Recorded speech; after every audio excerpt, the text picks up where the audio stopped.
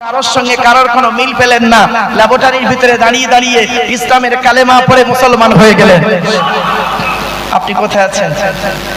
এই সেই কোরআনকে নিয়ে গবেষণা চলছে সারা বিশ্ব। এবার আসছি কোরআনের পরিচয়টা দিই। কোরআনের পরিচয়, কোরআন হলো আল্লাহর বাণী, সৃষ্টিকর্তার বাণী হলো কোরআন। কোরআন কোনো মানুষের তৈরি পুস্তক নয়, এটা মনে রাখবেন। কোরআনের পরিচয়টা দিই। কোরআন আল্লাহর তরফ থেকে জিবরাইলের মাধ্যমে হযরত মুহাম্মদ সাল্লাল্লাহু আলাইহি সাল্লামের উপরে আরবের মক্কা নগরের নিকটবর্তী একটি গুহাটির নাম হলো হেরা। হেরা নামক গুহাতে 610 খ্রিস্টাব্দে 1 ফেব্রুয়ারি সোমবার, কত খ্রিস্টাব্দ বললাম? 610। তারিখটা কি বললাম? 1 ফেব্রুয়ারি। কি বার ছিল?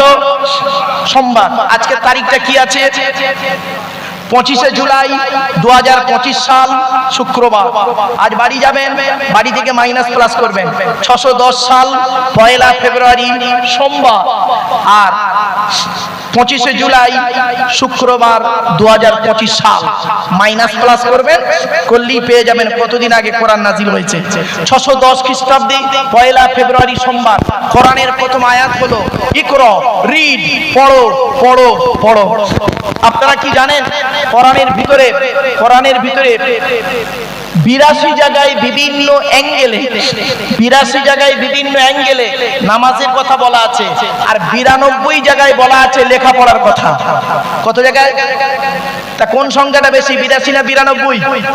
তাহলে লেখাপড়ায় পিছিয়ে কেন? এই জন্যই তো প্রফেট মুহাম্মদ সাল্লাল্লাহু আলাইহি ওয়াসাল্লাম বলেছিলেন উতলুবুল ইলমা মিনাল মাহদি ইলাল লাহাদ, দোলনা থেকে নিয়ে কবর পর্যন্ত লেখাপড়া শেখো। আপনারা কি জানেন আমরা নামাজের কথা মানুষকে খুব বলি, কিন্তু লেখাপড়ার কথা মানুষকে কম বলি। আফসোস এটা। কিন্তু কোরআনের 92 জায়গায় আছে লেখাপড়ার কথা, 92 জায়গায় আছে লেখাপড়ার কথা, গবেষণার কথা, চিন্তা ভাবনার কথা।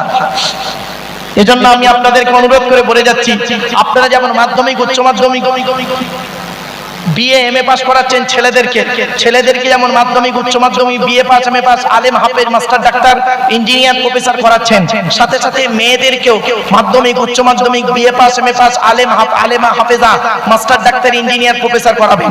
কারণ কি জানেন? ইংরেজিতে একটা কথা আছে, one mother is equal to 100 teacher। একটা মা হলো 100 জন শিক্ষকের সমতুল্য। একজন পুরুষ যদি শিক্ষিত হয় সে কেবল একাই শিক্ষিত হয়, একজন নারী যদি শিক্ষিত হয় গোটা পরিবারটা শিক্ষিত হয়। ঠিক না? ঠিক। আমরা নারী শিক্ষার গুরুত্ব কম দিয়েছি।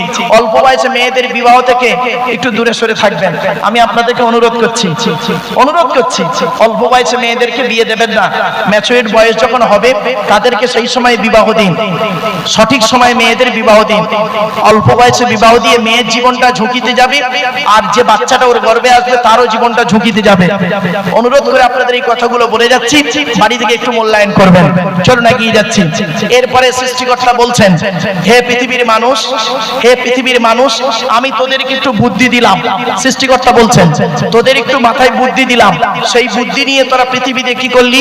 একটা মেশিন তৈরি করলি। মেশিনটার নাম দিলি কি? ফ্রিজ। তোদের তৈরি ফ্রিজের পানি খেলে থাইরয়েড বেড়ে যাওয়ার সম্ভাবনা বেশি। তোদের তৈরি ফ্রিজের গুণাগুণ কি? গরমকে ঠান্ডা করিস, ঠান্ডাকে 0 ডিগ্রি নিচে নামিয়ে বরফ জমিয়ে দিস। তোদের তৈরি ফ্রিজটা মাটির উপরে বসানো থাকে, তোদের তৈরি ফ্রিজটা কারেন্ট ছাড়া চলে না। আর আমি সৃষ্টিকর্তা পৃথিবীতে একটা ফ্রিজ তৈরি করেছি। আমার তৈরি ফ্রিজটা মাটির তলায় বসিয়ে রেখেছি। আমার তৈরি ফ্রিজের নাম হলো শীতকাল আর গ্রীষ্মকাল।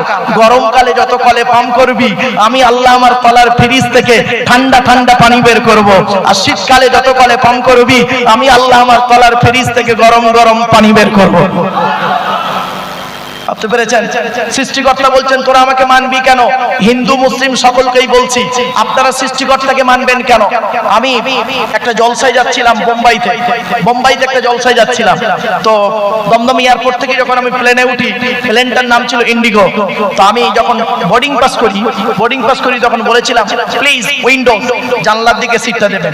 তো আমাকে জানলার দিকে সিটটা দিয়েছেন। তো আমি করেছি কি জানালার দিকে বসেছি।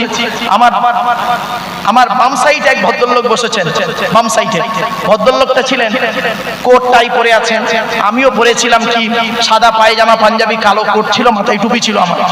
তো এবার উনি আমাকে বলছেন, উনি ভেবেছেন আমি একজন বিহারি, তো সেই ভেবে আমাকে বলছেন আপ কাহা যাएंगे? তো আমি বললাম हम कलकत्ता से मुंबई जाएंगे। आप कहाँ जाएंगे? उन्हीं बोलছেন हम भी कलकत्ता से मुंबई जाएंगे। উনি আমাকে বলছেন किस काम के लिए वहाँ जाते हैं भैया, कोई बिजनेस है? আপনি কি জন্য মুম্বাইতে যাচ্ছেন, কোনো ব্যবসা করার জন্য? আমি বললাম नहीं नहीं बिजनेस नहीं, तकरीर करने के लिए वहाँ जाता हूँ, तकरीर করার জন্য ওখানে যাচ্ছি। উনি বলছেন तकरीर मीन्स, तकरीर মানেটা কি? তো আমি বললাম तकरीर मीन्स ইসলামিক লেকচার, শর্টে বলে দিলাম। তখন আমাকে বলছেন are you know Bengali language, আপনি কি বাংলা ভাষা জানেন? আমি বললাম yes I know Bengali language. তো উনি বলছেন please speak to Bengali language, আপনি দয়া করে বাংলা ভাষায় কথা বলুন। তো আমি বলছি বলুন, উনি বলছেন বলুন, গোদা বাংলা চালু হয়েছে। বা উনি আমাকে প্রশ্ন করেছেন আপনার নামটা কি? তো আমি বললাম আমার নাম আব্দুল্লাহিল মারুফ। আপনার নামটা? উনি বললেন আমার নাম তুষার কুমার সেন। বলছেন আপনি কি করেন? তো আমি বললাম আমি একজন স্কুল টিচার। আপনি? উনি বললেন আমি একজন কলকাতা হাইকোর্টের একজন সিনিয়র অ্যাডভোকেট। ওনার বয়স হলো 76 বছর তখন। জানি না ভদ্রলোক মারা গেছেন কি বেঁচে আছেন। যদি তিনি মারা যান, সৃষ্টিকর্তা তাকে ক্ষমা করে দেবে, আর যদি পৃথিবীতে জীবিত থাকেন সৃষ্টিকর্তা তাকে তার মতো করে তৈরি করে নিন।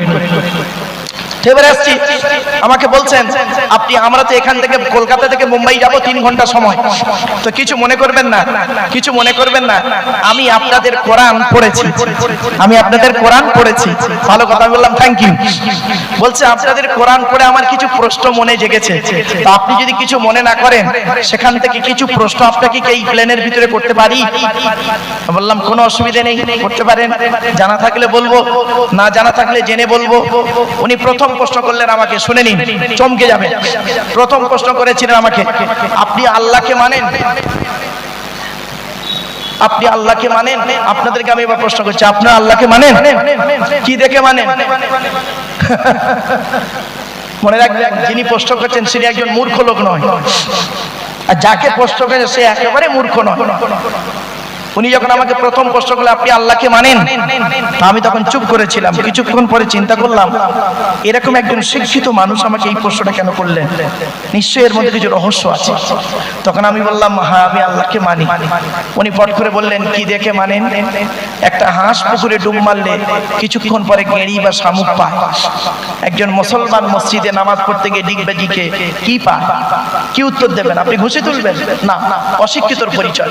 ও প্রশ্ন করতে পারে, আপনার দায়িত্ব হলো সুন্দর করে বুঝিয়ে দেওয়া, ঠিক না বে ঠিক? রেগে যাওয়ার নাম বক্তা নয় আর শ্রোতা নয়। চলো, এজন্য আমি বলি, সব জায়গাতেই বলি, মাইকের সামনে এসে কিছু বলার নাম বক্তা নয়। মনে রাখবেন 3টে জিনিস কোনোদিন ব্যাকে আসে না। কয়টা জিনিস? 3টে জিনিস কোনোদিন ব্যাকে আসে না, সবসময় সামনের দিকে যায়। 1 নাম্বার, ধনুক থেকে তীরটা বের হয়ে গেলে ওই তীরটা আর কোনোদিন ব্যাকে আসে না। 2 নাম্বার, দেহ থেকে আত্মাটা বের হয়ে গেলে ওটা আর পৃথিবীতে রিটার্ন দেওয়া হয় না। 3 number, it is very very important, জবান থেকে কথা বের হয়ে গেলে ওটা আর ব্যাকে আসে না। এজন্য বাবা খুব কঠিন জিনিস, পৃথিবীর সবথেকে কঠিন কাজ হলো এই লেকচার দেওয়া। এই লেকচার দেওয়া হলো পৃথিবীর কঠিন কাজ। আমরা তো মনে করি মাইকের সামনে এসেই কিছু বলে দিলাম, টেনে টুনে কিছু করে বললাম মানেই বক্তা। না বাবা, এত সহজ জিনিস নয়। চলো, তো আমি অনেক ভাবলাম এইরকম একজন শিক্ষিত মানুষ আমাকে প্রশ্ন করলেন কেন? তো আমি বললাম হ্যাঁ আমি মানি। উনি বললেন কি দেখে মানেন? কি দেখে মানে? তখন আমি কিছুক্ষণ পরে বললাম স্যার আমি আল্লাহকে কি দেখে মানি, আমি আল্লাহকে কি দেখে মানি এটাই প্লেনের মধ্যে এখন দেখাতে পারবো না। আমি প্লেন থেকে নামি এয়ারপোর্টের ভিতরে আপনাকে দেখিয়ে দেবো। নেক্সট কোশ্চেন, পরের প্রশ্ন করো। তো পরের প্রশ্ন করলেন উনি। 3 ঘন্টা এত পরিমাণ প্রশ্ন আমার জীবনে কেউ করেনি। চলো, প্লেন থেকে নেমেছি ছত্রপতি শিবাজি এয়ারপোর্ট বোম্বাই। নামার পরে উনি চলে যাচ্ছেন, আমাকে অভিনন্দন জানাচ্ছেন। Thank you so much, my god bless you. Okay, thanks, all the best. আমি বললাম সেম টু ইউ। আমি বললাম please come here just 1 minute please sir. তো উনি এলেন। আমি বললাম স্যার আপনি প্রথমেই আমাকে প্রশ্ন করেছিলেন আল্লাহকে মানি কি দেখে, উত্তরটা নেবেন না? বলছে বলুন। বলুন। তখন আমি আমার ল্যাগেজ থেকে 1 টাকার একটা কয়েন বের করেছিলাম। 1 টাকার কয়েন বের করে ভদ্রলোককে বলেছিলাম, স্যার এটি একটি 1 টাকার কয়েন, এই কয়েনটা যে ডাইস থেকে বের হয়েছে ওই ডাইস থেকে 2 টাকার কয়েন বেরোবে? উনি বলছেন it is very impossible matter, অসম্ভব ব্যাপার। 1 টাকার কয়েন থেকে 1 টাকাই বেরোবে, 2 টাকার ডাইস থেকে 2 টাকাই বেরোবে, এটাই সিম্পল কথা। তো আমি বললাম স্যার কিছু মনে করবেন না, 1 টাকার কয়েনের ডাইসটা তৈরি করেছেন কে? উনি বলছেন বৈজ্ঞানিক। আমি বললাম স্যার আমিও বিশ্বাস করি বৈজ্ঞানিক। উনি পট করে বললেন আমিও বিশ্বাস করি বৈজ্ঞানিক, তবে সৃষ্টিকর্তা ওর মাথায় বুদ্ধি দিয়েছে তাই ও মাথা মেরে তৈরি করেছে। আমি বললাম ঠিক আছে, মনে মনে ভাবছি। উনি বলছেন মারুফ সাহেব আপনাকে আমি 3 ঘন্টা প্রশ্ন করেছি বিভিন্ন দিক থেকে, সমস্ত প্রশ্নের উত্তর আমি পেয়ে গেছি, এই লাস্টে 1 টাকার কয়েন দিয়ে আল্লাহ মানার কি যুক্তি দেখাচ্ছেন? আমি বললাম স্যার দেখুন সৃষ্টিকর্তা বলছে হে পৃথিবীর মানুষ, সামান্য 1 টাকার কয়েনের ডাইস থেকে 2 টাকার কয়েন বের করার ক্ষমতা তোর নেই, তোর বাবারও নেই। আর পৃথিবীতে আমি কত বড় বৈজ্ঞানিক একবার চিন্তা করে দেখ, তোর একটা মা একটা বাপ, তোরা একটা মা একটা বাপ থেকে 5-10টা ভাই বোন হলি, 10টা 10 রকম দেখতে। রেফারেন্স যদি হরি কোরআনে আছে, রেফারেন্স দিয়ে দিচ্ছি আপনাদের। অমিন আয়াতিহি খালকুস সামাওয়াতি ওয়াল আরদি ইখতিলাফু আলসিনাতিকুম ওয়া আলওয়ানিকুম। 21 নম্বর পারাবা খণ্ডের 5 নম্বর পৃষ্ঠার 10 নম্বর লাইনে সূরার নাম সূরা রুমের মধ্যে সৃষ্টিকর্তা বলছেন আমার নিদর্শনের মধ্য থেকে একটা নিদর্শন হলো কি? আমার নিদর্শনের মধ্য থেকে একটা নিদর্শন হলো তোদের গায়ের রংটা আমি সৃষ্টিকর্তা আলাদা করেছি, মুখের ভাষাটাও আমি সৃষ্টিকর্তা আলাদা করে দিয়েছি, আর ফিঙ্গারপ্রিন্ট চোখের রেটিনা তো আলাদাই আছে। এজন্য আপনাদেরকে বলি সৃষ্টিকর্তার আলোচনা। আমার প্রথম টপিকটা ছিল কি? আল্লাহর আলোচনা। মনে পড়ছে না ভুলে গেছেন? প্রথম টপিক ছিল আল্লাহর আলোচনা, দ্বিতীয় টপিক নবীর আলোচনা, এখনো যাইনি। আল্লাহর একটা টপিকটা আলোচনা করছি 1 ঘন্টা 15 মিনিট চলছে। সৃষ্টিকর্তা এবার বলছেন ওয়ালাউ আন্না মা ফিল আরদি মিন শাজারাতিন আকলামু ওয়াল বাহরু ইয়ামুদ্দুহু মিন বাদিহি সাবআতু আবহুরিম মা নাফিদাত কালিমাতুল্লাহ। এই বাক্যটি কোথায় আছে কোরআনের? 21 নম্বর পারাবা খণ্ডের 12 নম্বর পৃষ্ঠা একেবারে 13, 14, 15 নম্বর লাইন, সূরার নাম সূরা লোকমান। সৃষ্টিকর্তা বলছেন পৃথিবীর সমস্ত বৃক্ষগুলোকে তোরা কলম বানা, আর সমুদ্রের পানি নিয়ে কালি তৈরি কর, আর কলম আর কালি দিয়ে আমার গুণগান লিখতে শুরু কর, আমার গুণগান লিখেও শেষ করতে পারবি না। তাহলে গণনা করি চলুন। সৃষ্টিকর্তা কোরআনে বলছেন, কোরআনে আল্লাহ পাক বলছেন ওয়া ইন তাউদ্দু নি'মাতাল্লাহি লা তুহসুহা। সূরা নাহলের মধ্যে 14 নম্বর পারায় বলা হয়েছে সৃষ্টিকর্তা বলছেন আমার নিয়ামতগুলোকে গণনা করতে শুরু কর, গণনা করেও শেষ করা যাবে না। জোরে বলুন সুবহানাল্লাহ। তো এখানে আমি সৃষ্টিকর্তা আল্লাহর আলোচনা স্টপ করে দেব, আর 1 মিনিট বাকি, 1 মিনিট পরেই আল্লাহর আলোচনা শেষ করব। এই পৃথিবীতে আল্লাহর পাঠানো কিতাবের নাম হলো কোরআন, শেষ কিতাব। কোরআনটাকে আপনারা পড়ুন। কোরআনের ভিতরে কি আছে?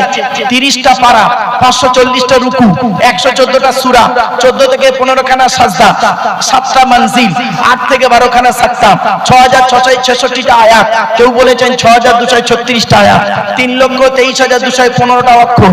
এই কোরআন 22 বছর 9 মাস কয়েকদিন, কম বেশি 23 বছর ধরে কোন ঘটনাকে কেন্দ্র করে, কোন ব্যক্তিকে কেন্দ্র করে, কোন বস্তুকে কেন্দ্র করে, কোন জায়গাকে কেন্দ্র করে কোরআনের আয়াতগুলো নাজিল হয়েছে।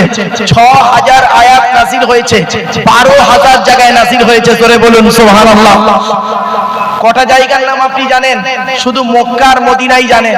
12,000 জায়গায় নাজিল হয়েছে 6000 আয়াত। আপনাদেরকে অনুরোধ করছি একটু শোনার চেষ্টা করুন।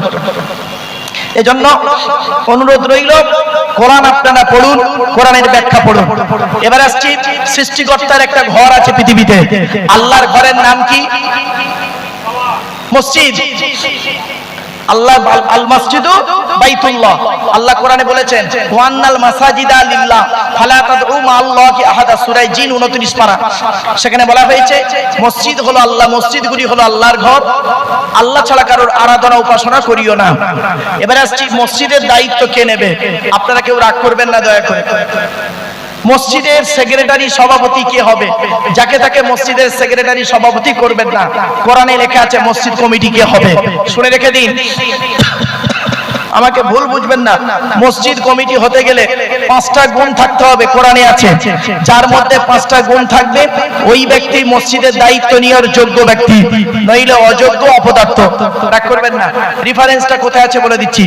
10 নম্বর পারা বা খণ্ডে 8 নম্বর পৃষ্ঠা 9 নম্বর লাইনে সূরার নাম সূরা তাওবা 18 নম্বর আয়াতে আল্লাহ বলছেন, ইন্নামা ইয়ামুরু মাসাজিদাল্লাহ মান আমানা বিল্লাহ ওয়াল ইয়াউমিল আখির ওয়া আকামাস সালাত ওয়া আতাজ যাকাত ওয়া লাম ইয়াখশা ইল্লাল্লাহ ফাআসা উলাইকা ইয়াকুনু মিনাল মুহতাদিন। এর বাংলা মানে হচ্ছে মসজিদের দায়িত্ব তারাই নেবে 5টা গুণ যার মধ্যে থাকবে।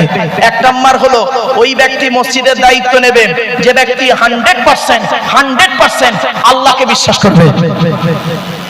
2 নাম্বার ওয়াল ইয়াউমিল আখির, যে ব্যক্তি 100% কিয়ামত পরকালকে বিশ্বাস করবে। 3 নাম্বার খুব ইম্পর্টেন্ট, ওয়া আকামাস সালাত, যে ব্যক্তি 100% 5 ওয়াক্ত নামাজ আদায় করবে। অনেক মসজিদ কমিটি আছে 5 ওয়াক্ত নামাজই পড়ে না। কোথায় আছেন আপনি? টাকা আছে কমিটি হয়ে গেলেন, ও জনগণের কাছে কমিটি হয়েছেন, আল্লাহর কাছে নয়। 4 নাম্বার ওয়া আতাজ যাকাত, যাকাত আদায় করতে হবে যদি যাকাত ফরজ হয়, গরীব হলে আদায় করতে হবে না। 5 নাম্বারটা খুব ইম্পর্টেন্ট, ওয়ালাম ইয়াখশা ইল্লাল্লাহ, মসজিদ কমিটি ওই লোকটা হবে যে ব্যক্তি সৃষ্টিকর্তা ছাড়া অন্য কাউকে ভয় করবে না। এই 5টা গুণ যার মধ্যে আছে সেই ব্যক্তি মসজিদ কমিটির দায়িত্ব নিতে পারবে। এবার আসছি মসজিদে যিনি নামাজ পড়ান। আমি আপনাদেরকে অনুরোধ করছি, বিভিন্ন এলাকা থেকে মানুষ এসেছেন, আপনারা মুসলিম ভাইদেরকে বলছি, আপনাদের মসজিদের ইমাম সাহেবের মাইনে বেশি করে দেবেন। আপনাদের এলাকার মসজিদের ইমাম সাহেবের মাইনে বেশি করে দেবেন। যে মসজিদে ইমামের মাইনে কম, ওই মসজিদের মুসল্লিদের নামাজ আল্লাহর দরবারে কবুল হওয়া খুবই মুশকিল আছে। রাগ করবেন না কেউ। যে এলাকার মসজিদের ইমাম সাহেবের চোখের পানি পড়ে হকের উপরে, ওই এলাকার মুসল্লিদের উপরে আল্লাহর গজব পড়বে। বাস্তব কথা বলে গেলাম, খারাপ সেন্স নেবেন না, কারণ এ সম্পর্কে আমার যথেষ্ট অভিজ্ঞতাই আছে। 19 বছর ইমামতি করেছি তো, 400 টাকা মাইনে। আমাকে এই ফতোয়াটা আমাকে দেওয়ার আগে একটু ভাববেন। জাস্ট আমি আপনাদেরকে বললাম, ইমামের মাইনে বেশি করে দেবেন, ইমামের মূল্য দেবেন, ইজ্জত দেবেন। এর অনেক তথ্য আছে, আলোচনা আছে, ওদিকে গেলাম না। তাহলে আল্লাহর আলোচনা করতে গিয়ে আল্লাহর ঘর, আল্লাহর কোরআনের কথা সংক্ষেপে আপনাদেরকে বললাম। এবার আসছি আল্লাহর নবী, তাদের কথা, নবীদের কথা বলবো। এতক্ষণ আপনাদের কাছে আমি আল্লাহ সম্পর্কে আলোচনা করতে গিয়ে 1 ঘন্টা 20 মিনিট সময় ব্যয় করে নিয়েছি। এজন্য মূল্যবান সময় আপনাদেরকে নিয়ে নিলাম আল্লাহ সম্পর্কে আলোচনা করতে গিয়ে। একবার আসুন সেই আল্লাহর নামে জিকির, লা ইলাহা ইল্লাল্লাহ, জোরে জোরে।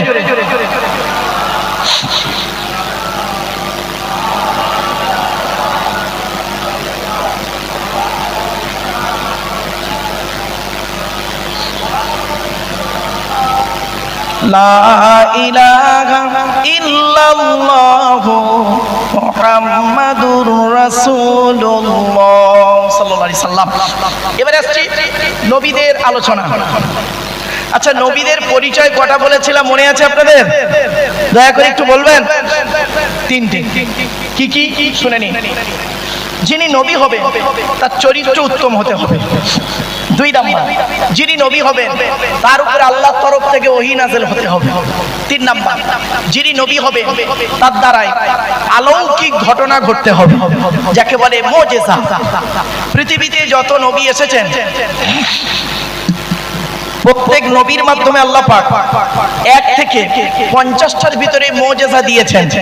আমার নবী বিশ্ব নবী কুল কায়নাতের রাসূল রাহমাতুল লিল আলামিন মুহাম্মদ সাল্লাল্লাহু আলাইহি সাল্লামের মাধ্যমে আল্লাহ পাক পৃথিবীতে 1000-এরও বেশি মুজিজা দিয়েছেন। জোরে বলো। চলো এবার আসছি নবীর পরিচয়টা দিই। আপনাদের এই জলসাটা নবী দিবস উপলক্ষে, মহরম, তাই তো ভাই? নবী দিবস উপলক্ষে তো চলে। এবার নবী সম্পর্কে, মহরম সম্পর্কে আলোচনা করবো, চিন্তা নেই, নবী সম্পর্কে আলোচনা করে নিই। আচ্ছা, আমাদের নবীর নাম কি? আরে বলুন না, মুখে বলুন না একটু। হযরত মুহাম্মদ মুস্তাফা সাল্লাল্লাহু আলাইহি সাল্লাম, তাই তো নাকি? নবী মুহাম্মদ সাল্লাল্লাহু আলাইহি সাল্লাম কোন বংশে জন্মগ্রহণ করেছেন? জোরে বলুন। কুরাইশ বংশে। এখন কার নাম কুরাইশ? নবীর পরিচয়টা অন্তত জেনে নিন। চলুন, তবে সুবহানাল্লাহটা জোরে বলতে হবে, পারবে? চলুন। কোন বংশ বললেন? কুরাইশ বংশ। মুহাম্মাদের বাপের নাম আব্দুল্লাহ, আব্দুল্লাহর বাপের নাম আব্দুল মুত্তালিব, আব্দুল মুত্তালিবের বাপের নাম আব্দে মান্নাফ, আব্দে মান্নাফের বাপের নাম হাশেম, হাশেমের বাপের নাম কুসাই, কুসাইয়ের বাপের নাম কিলাব, কিলাবের বাপের নাম মুররা, মুরার বাপের নাম লুবাই, লুবাইয়ের বাপের নাম কাব, কাবের বাপের নাম গালিব, গালিবের বাপের নাম ফিগির, ফিগির থেকে কুরাইশ বংশ এসেছে। নবীর বাপের নাম আব্দুল্লাহ, মায়ের নাম আমিনা, দাদার নাম আব্দুল মুত্তালিব, দাদির নামটা কি? নেতিলা বিনতে খব্বাব, ব্র্যাকেটে ফতেমা, কেউ বলেছেন সামিরা। নবীর নানার নাম হলো আব্দুল ওয়াহাব জুহরি, নবীর নানির নাম হলো বারিরা বা বাররা, নবীর দুধমার নাম হলো হালিমা, নবীর দুধ বাপের নাম হলো হারেস, নবীর দুধ ভাইয়ের নাম আব্দুল্লাহ, নবীর বাপের নাম আব্দুল্লাহ, নবীর দুধ ভাইয়ের নাম আব্দুল্লাহ, দুটো যেন এক করে ফেলবেন না। নবীর জন্ম 570 খ্রিস্টাব্দে। ইংরেজি কি মাস ছিল? 29 আগস্ট। আরবি মাস ছিল রবিউল আউয়াল মাস, 12 তারিখ, মতান্তরে 9 তারিখ, সোমবার শবে সাদেকের সময় আরবের মক্কা নগরে কুরাইশ বংশে নবীর জন্ম। নবীর বাপেরা হলো 10 ভাই, নবীর মায়েরা হলো 19 বোন। নবীর 9টা চাচা, 18টা খালা, 6টা ফুপু, 7টা ছেলে মেয়ে। আপনি তো নবী সম্পর্কে কিছুই জানেন না। চলেন চলেন আগিয়ে দিই। আচ্ছা, নবীর কটা চাচা? 9টা চাচা। 9টা চাচার নাম কি? বড় চাচার নাম হারেস, কি বললাম? হারেস, জুবায়ের, মুকাইয়িম, ফাইদাক, জাইদাক, আবুল আহাব, হামজা, আব্বাস, আবু তলেব। নবীর বাপ হলো আব্দুল্লাহ। নবীর 7টা ছেলে মেয়ে, 3টে পুত্র সন্তান, 4টে কন্যা সন্তান। 3টে পুত্র সন্তানকে আল্লাহ পাক বাল্যকালে রেখে নেয়। সবথেকে যে সন্তানটা বেশি দিন বেঁচে ছিলেন, 17 মাস 14 দিন। কত কত কত মানে 1.5 বছরও নয়, 17 মাস 14 দিন। সবথেকে পুত্র সন্তান বেশি বেঁচে ছিলেন ওইটাই, 17 মাস 14 দিন। আচ্ছা, 3টে পুত্র সন্তানের নাম কি? বড় ছেলেটার নাম হলো কাসেম, তারপরের সন্তানের নাম হলো তাহির বা তৈয়ব, কেউ বলেছেন আব্দুল্লাহ, আর ছোট সন্তানটার নাম হলো ইব্রাহিম। 4টে কন্যা সন্তানের নাম কি? বড় মেয়েটার নাম হলো জাইনাব, রুকাইয়া, উম্মে কুলসুম। ছোট মেয়েটার নাম হলো ফাতেমা, যার সঙ্গে নবীজি আলীর বিবাহ দিয়েছিলেন। এখানে একটি প্রশ্ন, তার উত্তর। হযরত মুহাম্মদ সাল্লাল্লাহু আলাইহি সাল্লাম কেন হযরত আলী রাদিয়াল্লাহু তাআলা আনহুকে জামাই করতে গেলেন? হযরত আলী রাদিয়াল্লাহু তাআলা আনহু কি কোটিপতি ছিলেন? আজ আরবে কি ছেলের অভাব ছিল? তা হযরত আলীকে জামাই করতে গেলেন কেন? শুনে নিন, হযরত আলী রাদিয়াল্লাহু তাআলা আনহুর মধ্যে আল্লাহ পাক অনেক গুণ দান করেছিলেন। তার মধ্যে থেকে 2টো গুণ আপনাদেরকে বলছি। হিন্দু মুসলিম ভালো করে শুনে নিন, 2টো গুণ বলছি। এই 2টো গুণ থেকে শিক্ষা নিয়ে নিন। কোন ছেলেকে জামাই করবেন? যাই তাই ছেলেকে জামাই করবেন না। যাদের কন্যা সন্তান বাড়িতে আছে, দয়া করে বলে যাচ্ছি, যাই তাই ছেলেকে জামাই করবেন না। কোন ছেলেকে জামাই করবেন? যে ছেলের মধ্যে কমসে কম 2টো গুণ পাবেন। কটা কটা কটা? যে ছেলের মধ্যে 2টো গুণ পাবেন, ওই ছেলেকে জামাই করবেন। আর কোন মেয়েকে বৌমা করবেন? এই যুবক ছেলেরা ভালো করে শুনে নাও বন্ধুরা, কোন মেয়েকে বৌমা করবেন? সাদা চামড়া দেখে খালি ছুটবেন না, সাদা চামড়া দেখে খালি ছুটতে যাও না। সব সাদা চামড়ার মেয়ে ভালো নয়, সব সাদা চামড়ার মেয়ে ভালো নয়। শুনে নিন, কোন মেয়েকে বৌমা করবেন? কোরআনে আছে, যে মেয়ের মধ্যে 6টা গুণ পাবেন। কটা কটা কটা? 6টা। তো আগে ছেলেদের বলবো না আগে মেয়েদের বলবো? ছেলেদের 2টো গুণ কি কি? 1 নাম্বার, ওই ছেলেকে জামাই করবেন, ছেলেটি সৎ ছেলে কিনা খবর নেবেন। কি বললাম? সৎ। আচ্ছা, সৎ কোন লোকটাকে বলে? কোন লোকটাকে সৎ বলে? গালে দাড়ি রাখলে আর মাথায় টুপি দিলে আর 5 ওয়াক্ত নামাজ পড়লে আর মাঝে মাঝে ওমরা করতে গিয়ে খালি লোককে বলবো আমি অমুক বারে হজে গিয়ে এইটা নিয়ে এসেছি। ওই লোকটাকে বুঝি সৎ বলে না। চলো, মুহাম্মদ সাল্লাল্লাহু আলাইহি সাল্লাম তিনি বলছেন, হিন্দু মুসলিম সকলে শুনে নিন, চমকে যাবেন আজকে। মুহাম্মদ সাল্লাল্লাহু আলাইহি সাল্লাম তিনি বলছেন, হে পৃথিবীর মানুষ, হে পৃথিবীর মানুষ, তোমরা আমাকে দুটো জিনিসের গ্যারান্টি দিতে পারবে? দুটো জিনিসের গ্যারান্টি। তখন পেছন থেকে একজন ব্যক্তি ওনার সঙ্গী বা সাহাবী বলেছিলেন, হে নবী, আমরা যদি আপনাকে দুটো জিনিসের গ্যারান্টি দিই, বিনিময়ে আপনি আমাদের কিছুর গ্যারান্টি দেবেন? তো মুহাম্মদ সাল্লাল্লাহু আলাইহি সাল্লাম তৎক্ষণাৎ বলেছিলেন, তোমরা যদি আমাকে দুটো জিনিসের গ্যারান্টি দাও, আমি তোমাদের স্বর্গ জান্নাতের গ্যারান্টি দিয়ে দেব। তখন সাহাবীরা বললেন, সঙ্গীরা বললেন, বলুন বলুন আপনি কি দুটো জিনিসের গ্যারান্টি চান আমাদের থেকে? আমি আপনাদের কাছে সেটাই বলছি। ১৫০০ বছর আগে প্রফেট মুহাম্মদ সাল্লাল্লাহু আলাইহি ওয়াসাল্লাম যে কথাটি বলেছিলেন, ওই কথাটাকে নকল করে আপনাদেরকে বলছি। মুহাম্মদ সাল্লাল্লাহু আলাইহি ওয়াসাল্লাম বলেছিলেন, তোমরা আমাকে দুটো জিনিসের গ্যারান্টি দাও। এক নাম্বার হলো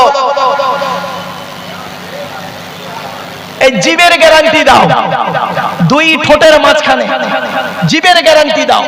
হারাম খাবার খাওয়া থেকে জিভটাকে ঠিক করো, বাজে ভাষা বলা থেকে জিভটাকে ঠিক করো, পরনিন্দা পরচর্চা করা থেকে জিভটাকে ঠিক করো। এক নাম্বার, দুই ঠোঁটের মাঝখানে জীবের গ্যারান্টি দাও। আর দু নাম্বার হলো দুই রানের বীজখানে লজ্জাস্থানের গ্যারান্টি দাও। এই দুটো জিনিসের গ্যারান্টি তোমরা আমাকে দাও, আমি তোমাদের জান্নাতের গ্যারান্টি দিয়ে দেবো। যান, বাড়ি চলে যান আপনারা, গিয়ে দেখবেন হয় ভদ্রলোকের নিচে খারাপ, নয় ভদ্রলোকের উপর খারাপ। হুকুমের কারেন্ট নিয়ে কি স্যার আপনারা কি বলেন, হুক বলেন তো নাকি? হ্যাঁ, হুকুমের কারেন্ট নিয়ে পাকা চালিয়ে তাহাজ্জুদের নামাজ পড়ছেন। চুরি করা কারেন্টে পাকা চালিয়ে তাহাজ্জুদ, বাহ বাহ বাহ বাহ। রাগ করবেন না। মুহাম্মদ সাল্লাল্লাহু আলাইহি ওয়াসাল্লাম বলেছেন, লানাল্লাহু মান সারাকা মানারাল আরদি। ওই সমস্ত লোকেরা জাহান্নামে যাবে, নরকে যাবে, নরকে যাবে, নরকে যাবে, যারা জমির আল চুরি করে করে জমি বাড়িয়ে নেয়। কত আলচোর চাচা বসে আছে আল্লাহই ভালো জানে। রাগ করবেন না। এই জন্য নবীজি বলেছিলেন দুই রানের বীজখানে। এজন্য তিনি বলেছিলেন, the messenger of Allah peace be upon him said, the best among are you those with good manner. নবী বলেন, তোমাদের মধ্যে উত্তম ব্যক্তি ওই লোকটা যার ক্যারেক্টার, চরিত্র ভালো, ওই লোকটাই হলো উত্তম ব্যক্তি। একজন উকিল, ব্যারিস্টার, মাস্টার, ডাক্তার, মোল্লা, মৌলভী সাহেব, পীর সাহেব, দরবেশ সাহেব, আমির সাহেব, মুফতি সাহেবের যদি চরিত্র খারাপ হয়, আর একজন টোটোওয়ালার চরিত্র যদি ভালো হয়, টোটোওয়ালাটাই হলো আল্লাহর কাছে প্রিয় ব্যক্তি। Many loss is something loss, health loss is nothing loss, but character loss is everything loss. মানুষের যদি টাকা চলে যায়, ইনকাম করলে টাকাটা আবার ফিরে আসবে। মানুষের যদি শরীর চলে যায়, ভালো মন্দ খেলে শরীরটাও ফিরে আসবে। কিন্তু বন্ধু, মানুষের যদি চরিত্র চলে যায়, চরিত্র কিন্তু আর ফিরে আসবে না। তাই নবী বলেছিলেন, দুই ঠোঁটের মাঝখানে, দুই রানের বীজখানে, এই দুটো জিনিসের গ্যারান্টি তোমরা আমাকে দাও, আমি তোমাদের জান্নাতের গ্যারান্টি দিয়ে দেবো। আমরা শিক্ষা দীক্ষা অর্জন করি, আমি তো এজন্য বলি, লেখাপড়া করে কি দাম করলাম? জীবনে মানুষের উন্নতি যদি করতে না পারি। What is the definition of education? Education কাকে বলে? এডুকেশন কাকে বলে? E D U C A T I O N. এক একটা লেটারের এক একটা গুণাগুণ আছে, তবেই তাকে এডুকেশন বা শিক্ষা বলে।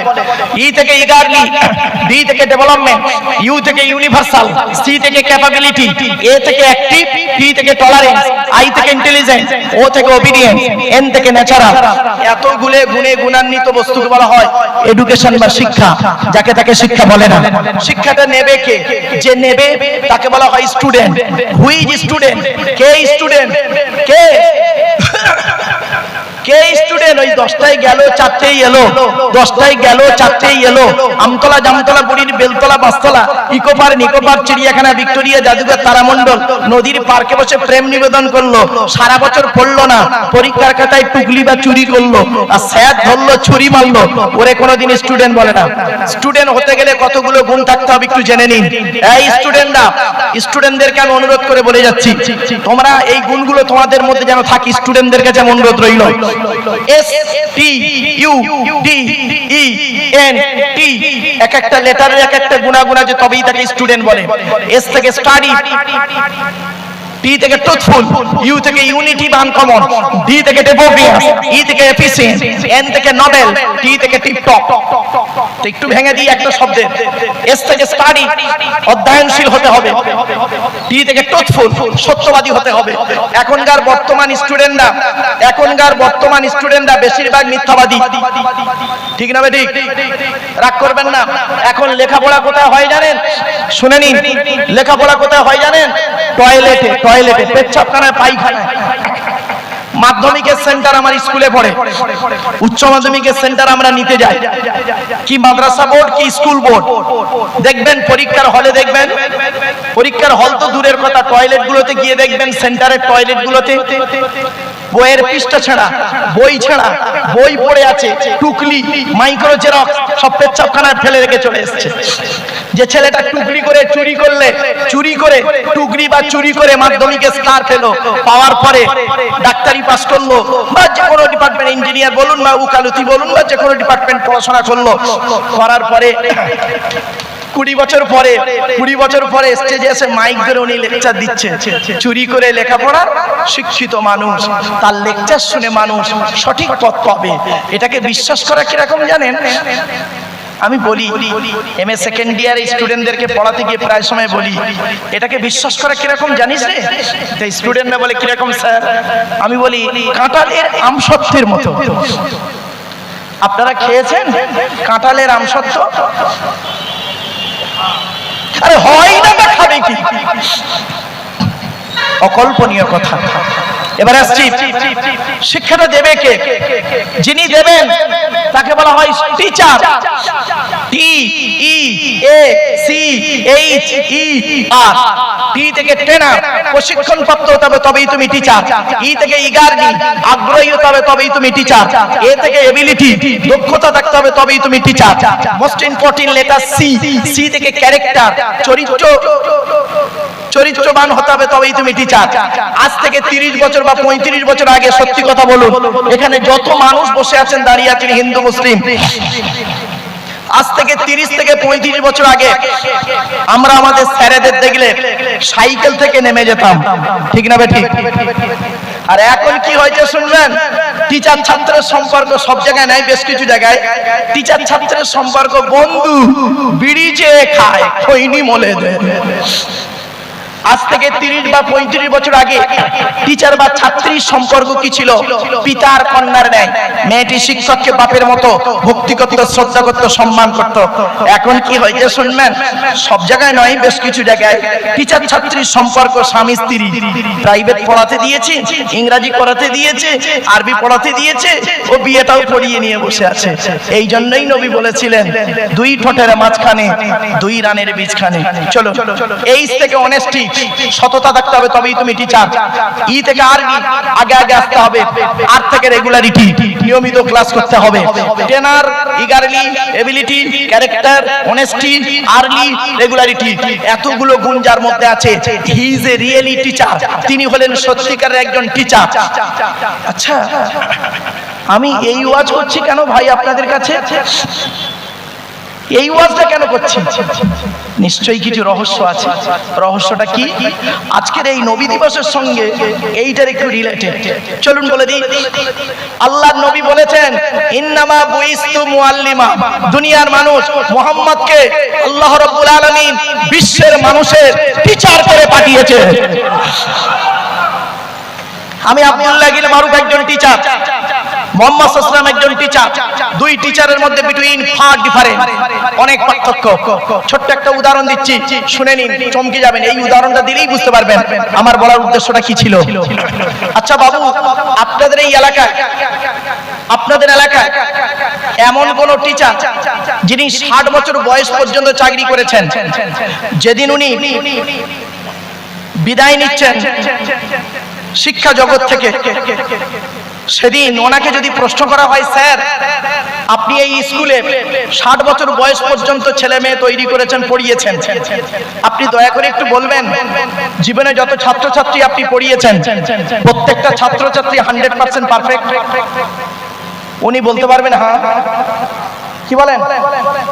উনি বলতে পারবেন হ্যাঁ আমি সব করে ছেলে 100% সঠিক, তবে উনি এতটুকু বলবেন আমার জ্ঞানমতে যত ছাত্রছাত্রী পড়িয়েছি 99% ভালো, দু একটা চোচ্ছাচোর ডাকাত গুন্ডা বদমাইশ হলে হতে পারে, ঠিক না ভাই? ঠিক 100% বলার ক্ষমতা ওনার নাই, পৃথিবীর কোনো টিচারের নেই। কিন্তু শুনবেন শুনে নিন, এই পৃথিবীতে একজন টিচারের জন্ম হয়েছিল, এই পৃথিবীতে একজন টিচার এসেছিলেন, এই পৃথিবীতে একজন মাস্টার এসেছিলেন, এই পৃথিবীতে একজন গাইডার এসেছিলেন, এই পৃথিবীতে একজন মেসেঞ্জার এসেছিলেন, এই পৃথিবীতে একজন প্রফেসর এসেছিলেন, যার নাম ছিল মুহাম্মদ সাল্লাল্লাহু আলাইহি সাল্লাম, যার জন্ম হলো 570 খ্রিস্টাব্দে 29 আগস্ট সোমবার, আর যার মৃত্যু হলো, ইন্তেকাল হলো 632 খ্রিস্টাব্দে জুন মাসের 8 তারিখ সোমবার। কথা বললাম, যার জন্ম হলো 570 খ্রিস্টাব্দে 29 আগস্ট সোমবার, আর ইন্তেকাল হলো 632 খ্রিস্টাব্দে জুন মাসের 8 তারিখ সোমবার। এই 63 বছর ব্যক্তিটি পৃথিবীতে ছিলেন। এই 63 বছরের জীবনে যত ছাত্রছাত্রী পড়িয়েছেন, ছাত্রদের নাম দিয়েছেন সাহাবী, সাহাবী, আর ছাত্রীদের নাম দিয়েছেন সাহাবিয়া, স্ত্রীলিঙ্গ সাহাবিয়া। তাকে প্রশ্ন করা হলো, হে নবী, আপনি পৃথিবীতে যত ছাত্রছাত্রী তৈরি করেছেন সাহাবী সাহাবিয়া, তাদের সম্পর্কে আপনার মন্তব্য কি? তিনি কি বলছেন শুনুন, চমকে যাবেন আজকে শুনলে। কলেজের প্রফেসর কি বলবেন? 99% ভালো হতে পারে। আর তিনি কি বলছেন শুনুন, আসহাবিকান নুজুম বিআইহিম ইক্তিদাইতুম ইহতিদাইতুম।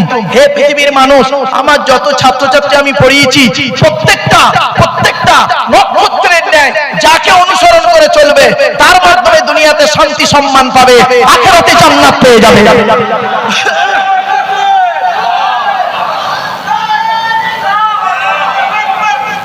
কি বুঝলেন? এমন টিচার চিনেছিলেন। আমি কেন আলোচনাটি করছিলাম বাবা, আলোচনাটা বুঝলে বুঝতে পারবেন। হয়তো কড়া ভাষাটা একটু কড়া হয়ে যাচ্ছে, আমার ভাষা আপনারা বুঝতে পারছেন বাবা, অসুবিধা হচ্ছে না তো?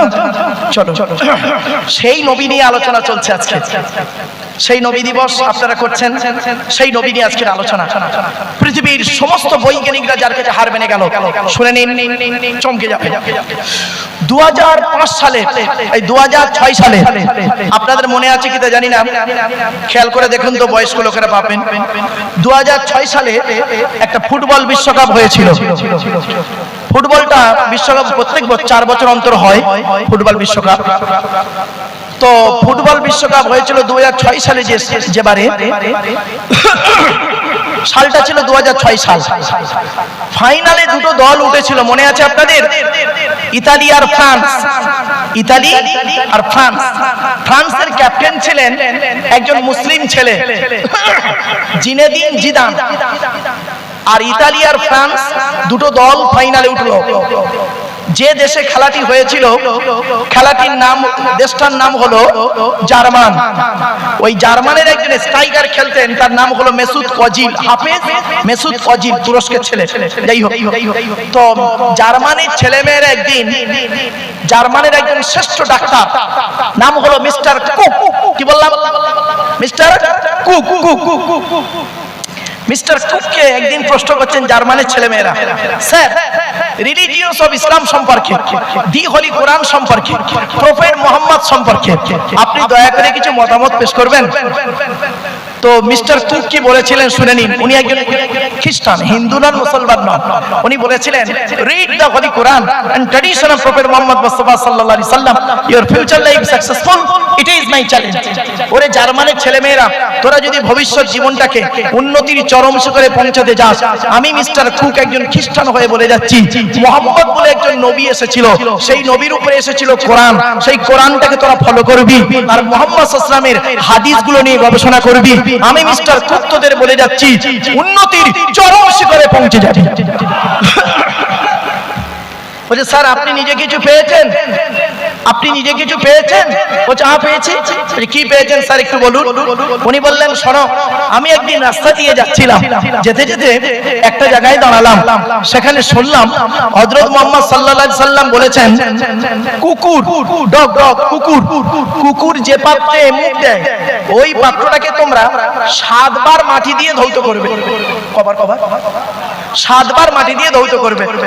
তা উনি বলছেন, আমি চিন্তা করলাম মুহাম্মদ সাল্লাল্লাহু আলাইহি সাল্লাম তিনি কোনো কলেজ ইউনিভার্সিটিতে পড়েন নাই, কোনো মাদ্রাসায় পড়েন নাই, তিনি কোনো সায়েন্সের স্টুডেন্ট ছিলেন না।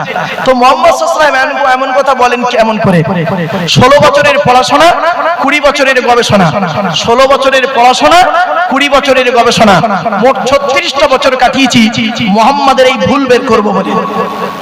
অ্যামোনিয়াম ক্লোরাইড যাকে নিশাদল বলা হয়, এটাকে নিয়ে গবেষণা করছিলাম, করতে করতে মাথায় চাপলো মুহাম্মদ সাল্লাল্লাহু আলাইহি সাল্লামের ভুল বের করব। উনি করলেন কি, একটা পাত্রে কুকুরের জীবাণু রাখলেন, একবার, দুইবার, তিনবার, চারবার, 5 বার মাটি দিয়ে ধৌত করলেন, করার পরে ল্যাবরেটরিতে দিয়ে দেখছেন ওই পাত্র থেকে কুকুরের জীবাণুটা যায় নাই। 7মবারে যখন ধৌত করেছেন, করার পরে ল্যাবরেটরি যখন দিয়েছেন, দেখছেন ওই পাত্র থেকে জন্মের মতো কুকুরের জীবাণুটা চলে গিয়েছে। সঙ্গে সঙ্গে উনি বলেছিলেন, oh my god, first scientifics in the world, prophet Muhammad Mustafa সাল্লাল্লাহু আলাইহি সাল্লাম, পৃথিবীর প্রথম বৈজ্ঞানিক যদি থাকতে হয় হযরত মুহাম্মদই আছে। আপনি কোথায় আছেন? হ্যাঁ, আপনি তো শুধু ওই নামাজের মধ্যেই ঢুকে আছেন, ওই নামাজের মধ্যেই ঢুকে আছেন। আপনার ধারণা শুধু নামাজ পড়লে আপনি নাজাত পাবেন? না, নামাজ পড়লে আপনি নাজাত পাবেন না যদি নামাজ কবুল না হয়, ঠিক না? ঠিক। রোজা রাখলে আপনি জান্নাত পাবেন না যদি রোজাটা কবুল না হয়। আপনি রোজা রেখেছেন, পাপ কাজে লিপ্ত আছেন, আপনাকে মুসলিম বলা যায় না। বাড়ি থেকে ভাববেন। চলো এগিয়ে যাচ্ছি। আলোচনা ছিল কোথায় মনে আছে?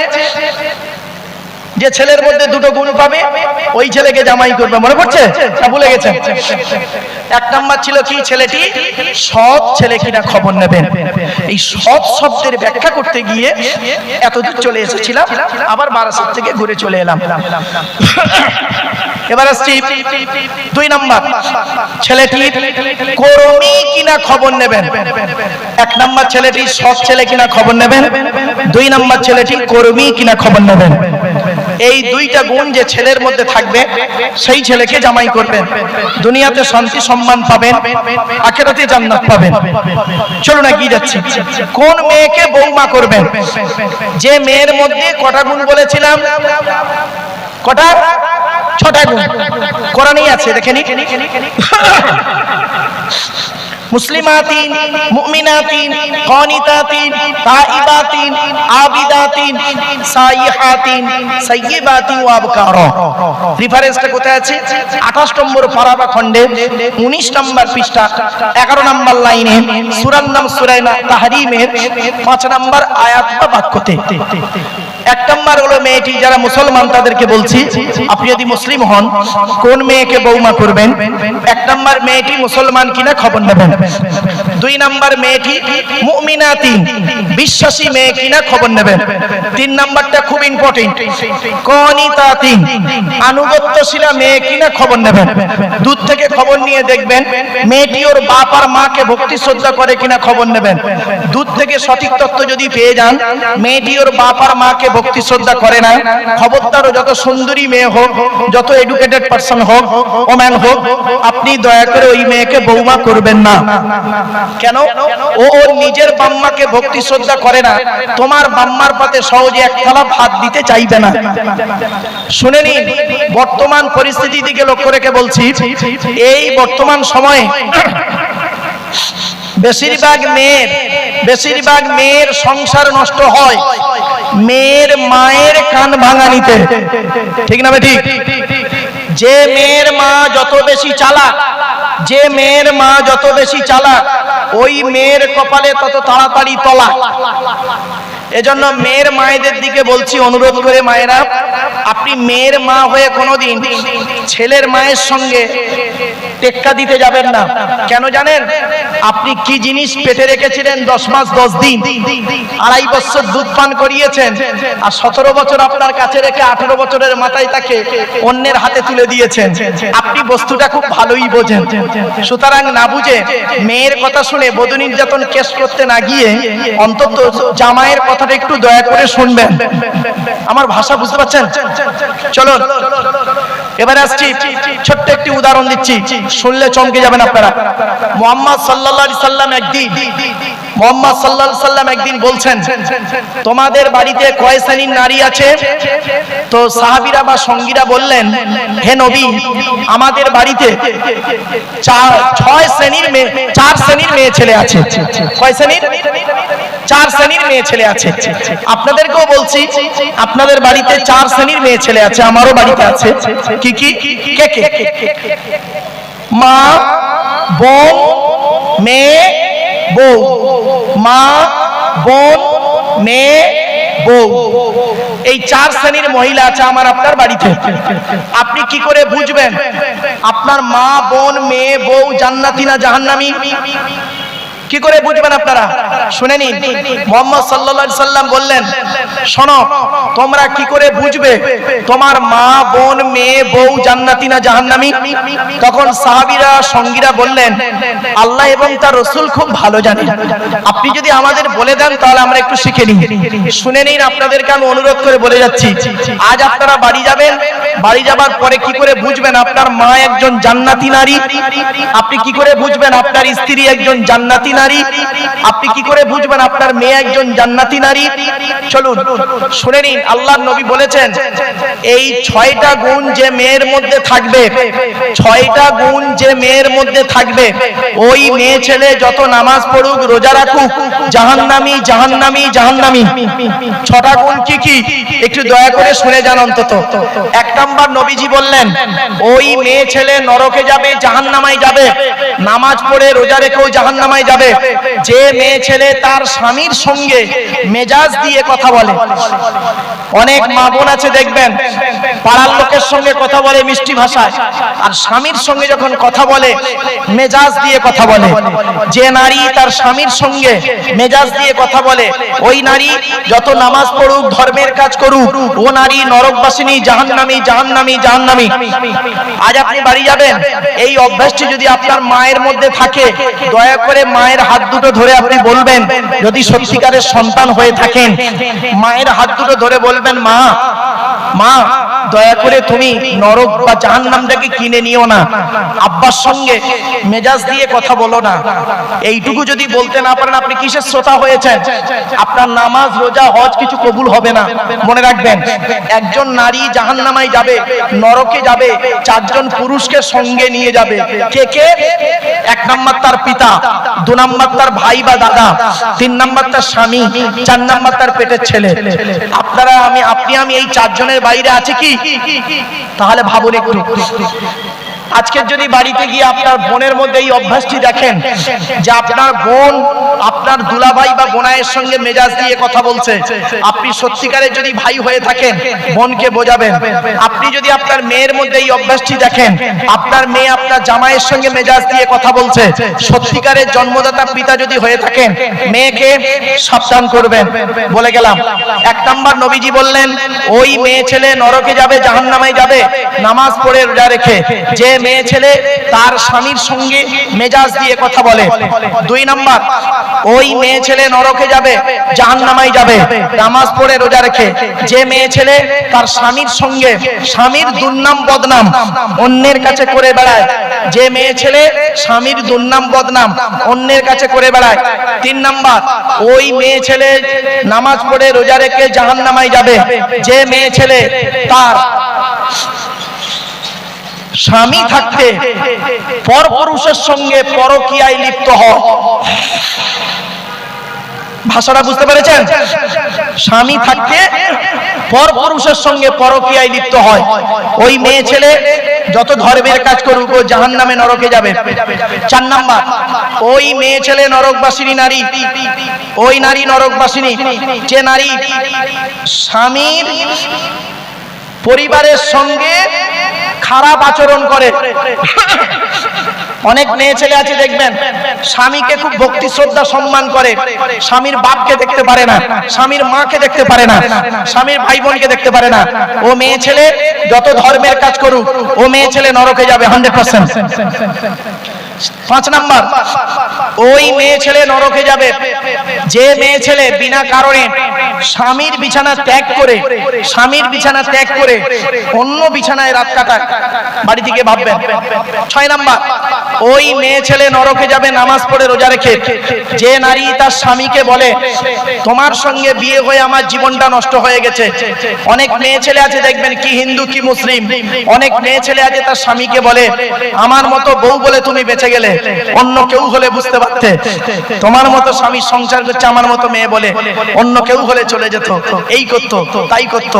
তোমার সঙ্গে বিয়ে হওয়ার আগে আমাকে কত মাস্টার ডাক্তার ইঞ্জিনিয়ার প্রফেসর দেখতে এসেছিল, আমার পিতামাতা ভালো মানুষ, তাদের সঙ্গে বিবাহ না দিয়ে তোমার সঙ্গে বিবাহ দিয়ে আমার জীবন নষ্ট করে দিয়েছে। এই কথা যে নারী বলেন ও নারী হলো জাহান্নামী নারী। মনে রাখবেন, জন্ম মৃত্যু বিবাহ সবই সৃষ্টিকর্তার হাত। এই বিবাহ শব্দটা যখন এলো একটু ভেঙে দিই। বয় হস্যই বয়াকার হ বিবাহ, বয় হস্যই বিবেক। যে পুরুষের জ্ঞান আছে, বিবেক আছে, বুদ্ধি আছে, সেই কেবল বিবাহ করতে পারে। পাগলের হাতে নারীর জীবন তুলে দিয়ে নষ্ট করে লাভ নেই। বয়াকারে বাহন, বাহন দুই প্রকারের, শারীরিক বহন, অর্থনৈতিক বহন। 3 নাম্বার হলো হ দিয়ে হলো হৃদয়। একটা নারীর জীবন পুরুষ তোমার হাতে তুলে দেওয়া হচ্ছে, তুমি যতই তাকে হৃদয় দিয়ে ভালোবাসবে সে সত্য ততই তোমার আপন হবে। তুমি স্বামী বলে 2 দিন চোখ মাখিয়ে দেবে, বউ সহ্য করতে না পেরে 1 দিন বাকিয়ে দেবে, এটাই স্বাভাবিক। বিবেক, বাহন, হৃদয়, এই 3টে গুণ যে পুরুষের থাকবে সেই পুরুষই বিবাহ করার উপযুক্ত পাত্র। এই 3 গুণে গুণান্বিত ছিল কে জানেন? বিশ্বনবী মুহাম্মদ সাল্লাল্লাহু আলাইহি সাল্লাম। নবী দিবসের জলসা আমি বিভিন্ন অ্যাঙ্গেল থেকে নবীকে তুলে আনছি। ব্যবসা ও দিক থেকে নবীকে তুলে আনলাম ব্যবসায়ী হিসাবে। এবার আসছি বিশ্বনবী মুহাম্মদ সাল্লাল্লাহু আলাইহি সাল্লাম, তিনি বললেন হে পৃথিবীর মানুষ শুনে নিন, শুনলে চমকে যাবেন। এটাই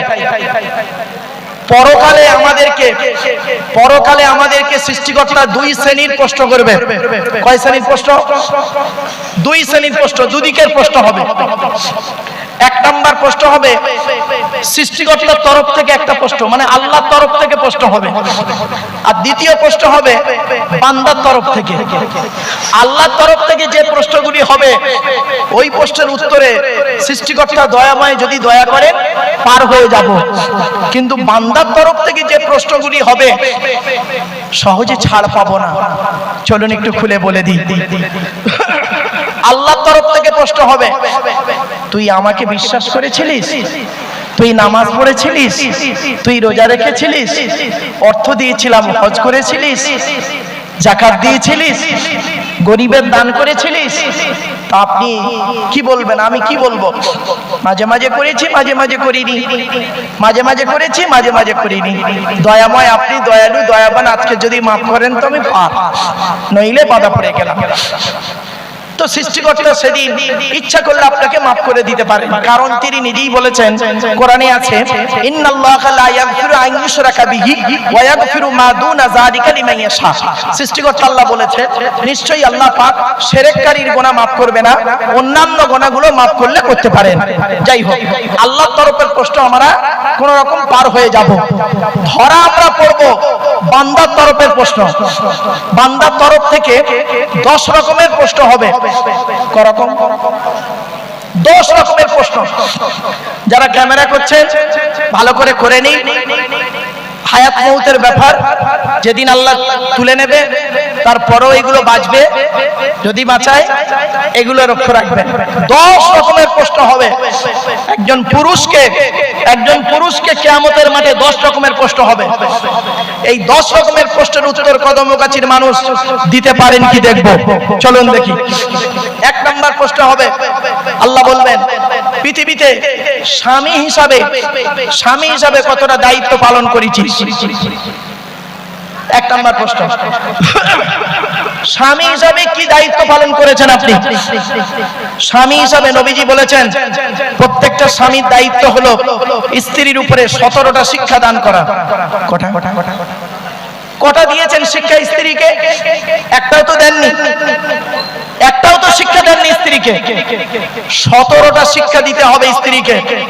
1 নাম্বার নবীজি বলেছেন, শুনে নিন, এই স্বামীরা তোমরা তোমাদের স্ত্রীদেরকে এই শিক্ষা দেবে, স্বামী স্ত্রী যখন কথাবার্তা বলবে একে অপরকে সালাম দেওয়া নেওয়া করবে, আল্লাহর রহমত, মহব্বত, ভালোবাসা আল্লাহ বাড়িয়ে দেবে। স্ত্রীকে সালাম দিয়েছেন, দেবেন, প্র্যাকটিস করুন। 2 নাম্বার বলা হয়েছে এই স্বামীরা তোমরা তোমাদের স্ত্রীদেরকে এই শিক্ষা দেবে তারা যেন কোনোদিন কাবা শরীফের দিকে মুখ করে থুতু যেন না ফেলে। 3 নম্বরে বলা হয়েছে তোমরা তোমাদের স্ত্রীদেরকে এই শিক্ষা দেবে তারা যেন কোনোদিন কাবা শরীফের দিকে মুখ করে পেশাব পায়খানা যেন না ফেলে। 4 নম্বরে বলা হয়েছে তোমরা তোমাদের স্ত্রীদেরকে এই শিক্ষা দেবে তারা যেন কোনোদিন কাবা শরীফের পেছন ফিরে যেন পেশাব পায়খানা যেন না ফেলে। 5 নম্বরে বলা হয়েছে তোমরা তোমাদের স্ত্রীদেরকে এই শিক্ষা দেবে তারা যেন কোনোদিন গোসলখানায় বাথরুমে গোসলখানায় যেন পেশাব যেন না ফেলে। 6 নম্বরে বলা হয়েছে তোমরা তোমাদের স্ত্রীদেরকে এই শিক্ষা দেবে তারা যেন কোনোদিন গোসলখানায় উলঙ্গ অবস্থায় গোসল যেন না করে। তারপরে বলা হয়েছে তোমরা তোমাদের স্ত্রীদেরকে এই শিক্ষা দেবে তারা যেন কোনোদিন হাতের চুড়ি, কি বলেন, হাতের চুড়ি তারা যেন কোনোদিন দুটো ব্যবহার যেন না করে। মা বোনেরা শুনে নিন, আপনাদের বলে যাচ্ছি, আপনি আজকে আপনার স্ত্রীকে গিয়ে বলবেন এক হাতে একটা চুড়ি পরতে, এক হাতে দুটো চুড়ি পরতে মুহাম্মদ সাল্লাল্লাহু আলাইহি ওয়াসাল্লাম নিষেধ করেছেন। এটা স্বামীর দায়িত্ব। এরপরে বলা হয়েছে এই স্বামীরা তোমরা তোমাদের স্ত্রীদেরকে এই শিক্ষা দেবে নামাজের শিক্ষা দেবে, তোমরা তোমাদের স্ত্রীদেরকে ভাষা শিক্ষা দেবে, তোমরা তোমাদের স্ত্রীদেরকে কি কোরআনের শিক্ষা দেবে, তোমরা তোমাদের স্ত্রীদের সঙ্গে ভালো আচরণ করবে। স্ত্রীর পিতামাতার গালি দেবে না, স্ত্রীর পিতামাতার গালি দেওয়া হলো হারাম হারাম হারাম। স্ত্রীর পিতামাতাকে শ্বশুর শাশুড়ি গালি দেওয়া হলো হারাম। তাই আপনাদেরকে আমি অনুরোধ করে বলে যাচ্ছি এগুলো একটু ফলো করো। এরপরে বলা হয়েছে তোমরা তোমাদের স্ত্রীদেরকে এই শিক্ষা দেবে তারা যেন কোনোদিন মাথার বালিশ তারা যেন কোনোদিন দুটো ব্যবহার যেন না করে। স্বামী স্ত্রী যখন ঘুমাবে একটি মাত্র লম্বা বালিশে মাথা রেখে ঘুমাবে। স্বামী স্ত্রী যদি এক বালিশে মাথা রেখে ঘুমায় আল্লাহর রহমত মহব্বত ভালোবাসা আল্লাহ বাড়িয়ে দেবে। এরপরে বলা হয়েছে এই স্বামীরা তোমরা তোমাদের স্ত্রীদের সঙ্গে মাঝে মাঝে বেড়াতে বেরোবে। স্ত্রীকে নিয়ে বেড়াতে যাওয়া সুন্নাহ। আল্লাহর নবী বলেছেন তুমি তোমার স্ত্রীকে নিয়ে বেড়াতে বেরো। আপনি কোথায় আছেন? পরের স্ত্রীকে নিয়ে বেড়াতে বেরোলে খুব ভালো লাগে, নিজের স্ত্রীকে নিয়ে বাইরে বেরোতে খুব ভালো লাগে না। এজন্য মনে রাখবেন, আমি একটা কথা বলে থাকি প্রায় সময়, শয়তানের চক্করে হালাল বস্তুতে মজা কম, হারাম বস্তুতে মজা বেশি। আল্লাহর রহমতের দুনিয়াতে হালাল বস্তুতে ডবল মজা, হারাম বস্তুতে মজাই নেই। ভাষাটা বুঝতে পারলেন? বাড়ি থেকে ভাববেন।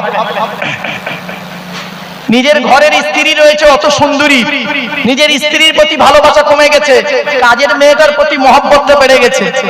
বাড়ি থেকে ভাববেন এই কথাগুলি। চলুন এগিয়ে যাচ্ছি। এরপরে বলা হয়েছে মুহাম্মদ সাল্লাল্লাহু আলাইহি সাল্লাম বললেন তোমরা যেমন খাবে স্ত্রীকে তেমন খাওয়াবে, তোমরা যেমন পরবে স্ত্রীকে তেমন পরাবে। তাহলে প্যান্ট গেঞ্জি পরাতে যাবেন না। শুধু তাই নয়, এরপরে নবীজি বলেছেন তোমরা কি করবে, স্ত্রীদের কাজের সহযোগিতা করবে, স্ত্রীদের কাজের সহযোগিতা করবে। চলো তাহলে 1 নাম্বার হলো স্বামী হিসাবে কতটা দায়িত্ব পালন করেছেন, কিয়ামতের মাঠে আল্লাহ আপনাকে ধরবে। 2 নাম্বার হলো পিতা হিসাবে কতটা দায়িত্ব পালন করেছেন। পিতা হিসাবে জন্ম দিলেই বাপ হওয়া যায় না, পেটে ধরলে মা হওয়া যায় না। 3 নাম্বার ছেলে হিসাবে কতটা দায়িত্ব পালন করেছেন। পিতামাতার সেবা যত্ন করেননি, নিজের শ্বশুর শাশুড়ির খুব ভক্তি করেছেন, ভালো জামাই হতে পেরেছেন, ভালো সন্তান হতে পারেননি। আমি আপনাদের বলে যাচ্ছি ভালো সন্তান হন, ভালো পুত্র হন, ভালো জামাই হওয়ার আগে। আমরা ভালো জামাই হতে পেরেছি, ভালো পুত্র হতে পারিনি। আমার ভাষাগুলি বুঝুন। চলুন একটু এগিয়ে যাই। এরপরে আসছি 1 নাম্বার হলো স্বামী হিসাবে কতটা দায়িত্ব পালন করেছেন আপনি। 2 নাম্বার বাড়ি থেকে ভাববেন। 2 নাম্বার হলো পিতা হিসাবে কতটা দায়িত্ব পালন করেছেন। আল্লাহর নবী বলেছেন প্রত্যেক পিতামাতার দায়িত্ব হলো ছেলে মেয়ের উপরে 3টি। আল্লাহর নবী বলেছেন, আমি বলি নাই, হাক্কুল ওয়ালিদি আলাল ওয়ালাদি সালাসাতু আশিয়া। আল্লাহর নবী বলেছেন প্রত্যেক পিতামাতার দায়িত্ব ছেলে মেয়ের দায়িত্ব হলো ছেলে মেয়ের জন্য 3টি। কি কি? ছেলে মেয়ের উপরে প্রত্যেক পিতামাতার দায়িত্ব 3টি। কি কি? 1 নাম্বার হলো আইয়াকসিনা ইসমাহু। নবীজি বললেন এই পিতামাতা ছেলে মেয়ে জন্মগ্রহণ করলে সুন্দর সুন্দর নাম রাখবে। 2 নাম্বার হলো ওয়াইজা ওয়ালাদা ওয়া ইউআল্লিমুহুল কিতাবা। ছেলে মেয়ে কথাবার্তা বলতে শিখলে তাকে কোরআনের শিক্ষা দেবে, লেখাপড়া শেখাবে।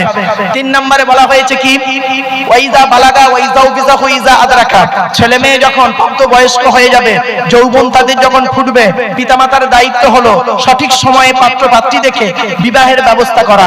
সঠিক সময়ে যদি আপনি আপনার ছেলেকে বিবাহ না দেন, ওই ছেলে মেয়ে যদি পাপ কাজে লিপ্ত হয়, ও নামাজি হাজী সাহেব মুফতি সাহেব, তোমার ছেলে মেয়ে যদি পাপ কাজে লিপ্ত হয়, ওই পাপের বোঝা তোমার ঘাড়েই পড়বে। মনে রাখবেন, একজন পুরুষ চারজনকে খুশি করলে জান্নাতি। একজন পুরুষ চারজনকে খুশি করলে জান্নাতি, একজন নারী তিনজনকে খুশি করলে জান্নাতি। একজন পুরুষ চারজনকে খুশি করতে হবে। কে কে? এক নাম্বার পুরুষ, আপনি আপনার রব আল্লাহকে খুশি করুন, অর্থাৎ কোরআন মোতাবেক জীবন যাপন করুন। দুই নাম্বার, আপনি আপনার নবীকে খুশি করুন, অর্থাৎ নবীর হাদিস মোতাবেক জীবন যাপন করুন। তিন নাম্বার হলো আপনি আপনার হকের উপরে আপনি আপনার জন্মদাতা পিতাকে কি করুন? পিতার হক আদায় করুন। চার নম্বরে হলো আপনি আপনার মায়ের হক আদায় করুন, সেবা করুন, পিতামাতার সেবা যত্ন করুন। তাহলে একজন পুরুষ চারজনকে খুশি করতে হবে, আর একজন নারী তিনজনকে খুশি করলে জান্নাতি। এক নম্বর হলো কে? আপনি আপনার রব, মা বোন, আপনি আপনার রবকে খুশি করুন, নবী আল্লাহকে খুশি করুন, নবীকে খুশি করুন, আর আপনি আপনার হকের উপরে স্বামীকে খুশি রাখুন। এই তিনজনকে যদি কোনো নারী খুশি রাখে, আল্লাহ খুশি হয়ে যাবে। এজন্য আমি আপনাদের কাছে অনুরোধ করছি, আপনারা এই কথাগুলোকে একটু মূল্যায়ন করুন।